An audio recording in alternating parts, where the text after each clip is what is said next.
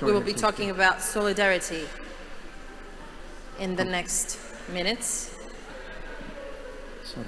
So again, I'm kindly inviting you to take your seats so we could proceed. The first session and the topic we will be talking about is the Oslo Solidarity by Charlotte Qvale and Dr. Mads Gilbert. They will be speaking, elaborating and analyzing together. Kommer det?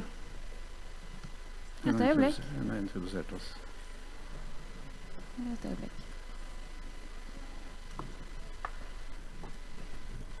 Thank you. Jeg føler vi skal vente litt. Nei?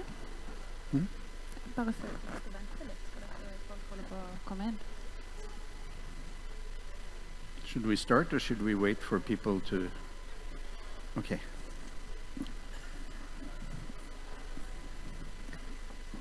Dear guests, Mads and I are here today on behalf of our small organization called the Oslo Solidarity. When I got to know Mads 2 years ago, I was desperate. It had become clear that a man-made Israeli catastrophe was taking place in Gaza. And like almost everyone else, I knew I had to do something, but I had no idea what. So I joined the traditional solidarity movement. I started going to demonstrations, and for a while I found some comfort there. But at a point, I was standing outside the Norwegian parliament as the politicians were about to vote over the recognition of Palestine. We were a couple of hundred activists screaming for the recognition, but they didn't listen to us then. What we were doing had no effect at the time. I'm not in any way saying that traditional solidarity activism doesn't have an impact, but I believe we have to be more inventive and we must speed things up. And I'm an artist, I make music. A big part of my job is to give messages wings, to make them fly. I have a platform and some people listen to my voice, but I felt that I lacked knowledge. So I joined forces with Mats. And thank you. And I would ask if our friends could please stop the talking and have quiet in the room. It would be very nice. Thank you. Or close the doors. Or close the doors. So, while Charlotte is an artist, I am a medical doctor and a scientist. On my part, I had been doing the traditional solidarity activism since the popular protests against the Vietnam War when I was a young medical student. At some time, I felt a need to fill the void between the slogans and the harsh realities of uncaring people of colonial powers not really giving a damn about the consequences. So for me, evidence became a new weapon of the solidarity to gain more power. From my first war surgery solidarity mission to Beirut in 1981 and 82, which was a horrible eye-opener, and until now, I have been obsessed with gathering as much evidence as possible and to produce scientific studies on the effects of armed colonialism in general and the Israeli settler colonial brutality in particular, and their use of myriads of devilish weapons developed to kill and maim the oppressed people who dares resist and fight. But, my friends, knowledge alone has no wings and may be left behind in dusty rooms and libraries and in discourses between quiet scholars. I felt, as the famous Australian journalist John Pilger once said, I am not a voice for the voiceless, I'm just amplifying those who the powers with intention are making voiceless. So we started our work with a solidarity stunt project where we actually covered about 100 statues in the famous Oslo Vigeland Statue Park with kefies. And sometimes, you know that plans may not have so clear objectives, but give us energy to create new alliances across uncharted land. And such alliances help us discover unseen possibilities. We can't just work with or alike, me with doctor and scientists, but we need to cross borders and value the differences as new power for the solidarity. Or as I would say in a slightly less complicated way, Mats knows something I don't, and I know some things he doesn't. Our different ways of seeing things can be a huge asset if we join forces. There is no inherent contradiction between, I'm losing my sound, okay, between art and science. On the contrary, they can be complementary. So we had this new idea. In the thick of the darkness surrounding us all from the horrors of Gaza, could art and science be new allied in voicing and lifting the knowledge to many more people to amplify the resistance of the Palestinian people? So we, a small odd group of an artist, a medical scientist, a music producer, he's not here, and a master of political science, she's not here, we decided to establish Oslo Solidarity, a name very deliberately chosen with a goal to re-establish the name of Oslo, our city, as a real metaphor for solidarity, not a term associated with false negotiations and backstabbing the Palestinians. We wanted to see if new expressions could mobilize new people and groups, in addition to the traditional street marches and slogans. It is a fact that the majority of the population on this planet is against the oppressing and the killing of innocent people. And the solidarity movement for Palestine has grown very strong these last 2 years. But we need the rest of the world to join. We believe that one way of increasing the mobilization speed can be to work together with people or groups who have different skills and experiences than yourself. In our case, that means mixing our knowledge and networks of art and science. Exactly. So what did we do? We did several things. First of all, we created the Oslo Solidarity, the Oslo Conversation, which was a new space for open dialogue on stage between leading key scholars, Palestinians, an experienced moderator, and a large public presence.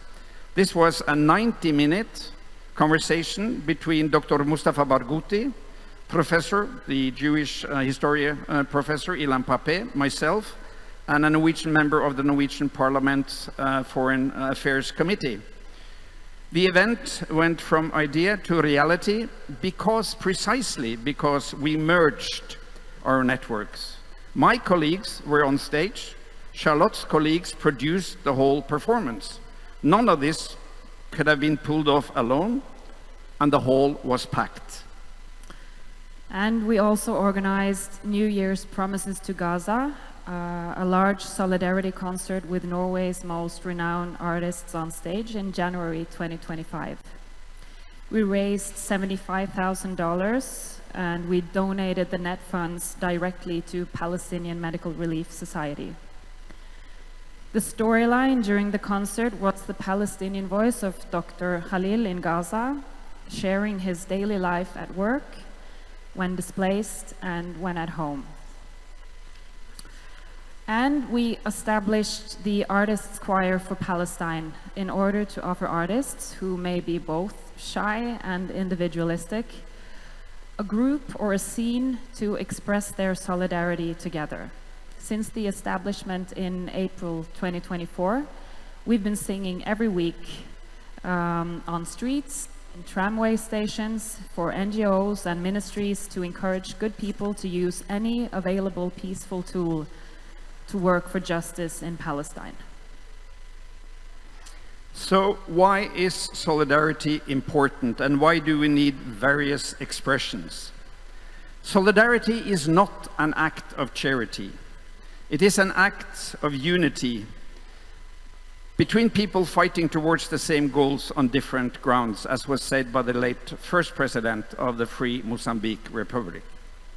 The Palestinian struggle against colonialism, inhumanity, racism, and genocide is our struggle, because we are one humanity, and who knows who's next to be attacked and occupied by the colonizers. Solidarity is poor man's arms against oppression and apartheid. We own it, but only if we use it actively. Solidarity strengthens the just struggle in occupied Palestine and the armed resistance, as it does for any people resisting occupation. We can all be influential agents of change. We are all needed. We all have a voice and a talent, but you have to use it because time is a critical factor. We need much more variety in the expression of solidarity. Shall we mobilize the silent majority who are in favor of and really support the Palestinian struggle? Many new forms of active solidarity are needed to engage. So what have we achieved and what lessons have we learned? Well, art is different from traditional activism, and we need other platforms. Singing instead of shouting has turned out to be just as effective. And for many people, this non-aggressive, sort of friendly form of protesting is easier to take part in. We've raised awareness and substantial amounts of money, which are transferred directly to Palestinian NGOs, not Western ones, which raises a new important discourse. We've changed from always donating to Western relief industry to now always supporting the Palestinian NGOs. And joining forces seems to be an instrumental key to make things happen. Find someone who knows something you don't and get things done together. So, dear friends, let us close this small talk and invite you to join us to see a final example of this combined work of science, music, and art.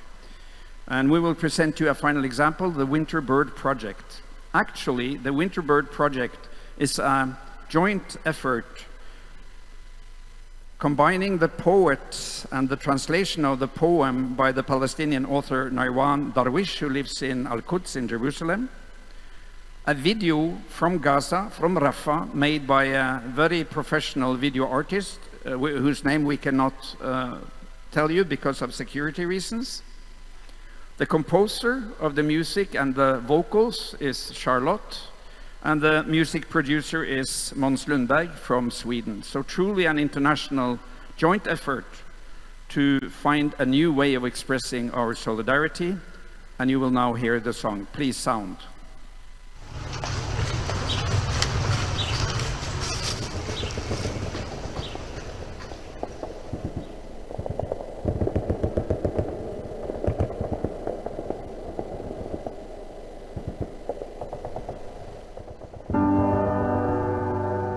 How many bedrooms do I need to get a bit of sleep?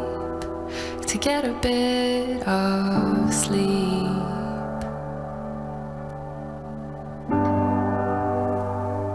How many chairs to sit myself down? How many roads to walk back to you? My distant country. This time I've gone, and I'm not coming back. Your job now is to slip out, lovesick and afraid.